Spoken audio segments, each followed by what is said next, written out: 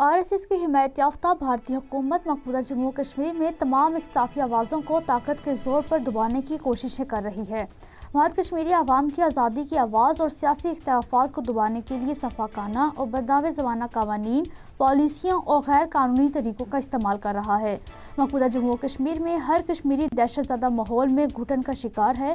دنیا کی سب سے بڑی نام نہاد جمہوریت کشمیری عوام کے بنیادی حقوق سے انکار کر رہی ہے۔ اہل کشمیر کو بھی اپنے ضمیر کی بات کہنے کا پورا حق ہے اور وہ اقوام متحدہ کی قراردادوں کے مطابق اپنے حق خود ارادیت کا مطالبہ کر رہے ہیں۔ مودی اختلافی آوازوں کو دبا کر کشمیری عوام کی جدوجہد آزادی کو روک نہیں سکتا۔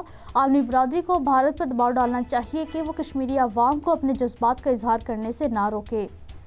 وزیر اعظم آزاد جموں و کشمیر سردار تنویر الیاس خان نے یوم یکجہتی کشمیر کے موقع پر دارالحکومت مظفر آباد میں یادگار شہداء پر خصوصی طور پر حاضری دے کر پھولوں کی چادر چڑھائی، جبکہ پاک افواج کے چاق و چوبند دستے نے یادگار شہداء کو سلامی پیش کی۔ تحریک کشمیر یورپ ڈنمارک کے زیر اہتمام مقبوضہ جموں و کشمیر کے محکوم عوام کے ساتھ اظہار یکجہتی، مسئلہ کشمیر اور بھارت کے مظالم کو اجاگر کرنے کے لیے کوپن ہیگن میں کشمیر یکجہتی ریلی نکالی گئی۔ ملائیشیا کے سابق وزیر اعظم اور معروف عالمی سیاستدان ڈاکٹر مہاتیر بن محمد نے یوم یکجہتی کشمیر کے موقع پر اپنے ایک بیان میں کہا ہے کہ 5 اگست 2019 میں بھارتی اقدامات اور فیصلے غلط اور اقوام کے درمیان تعلقات کے تمام بنیادی اصولوں کے خلاف ہیں۔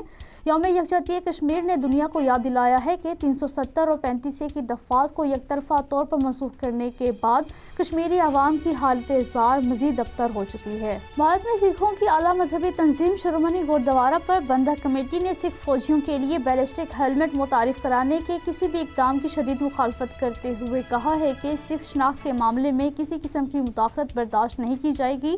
بھارتی کانگریس کے سینئر رہنما پی چدمبرم نے Maulana Azad national fellowship scheme کو بند کرنے پر مودی کی زیر قیادت بھارتی حکومت پر شدید تنقید کرتے ہوئے کہا ہے کہ بھارتی حکومت اقلیتی برادریوں کے طلباء کی زندگیوں کو مزید مشکل بنا رہی ہے۔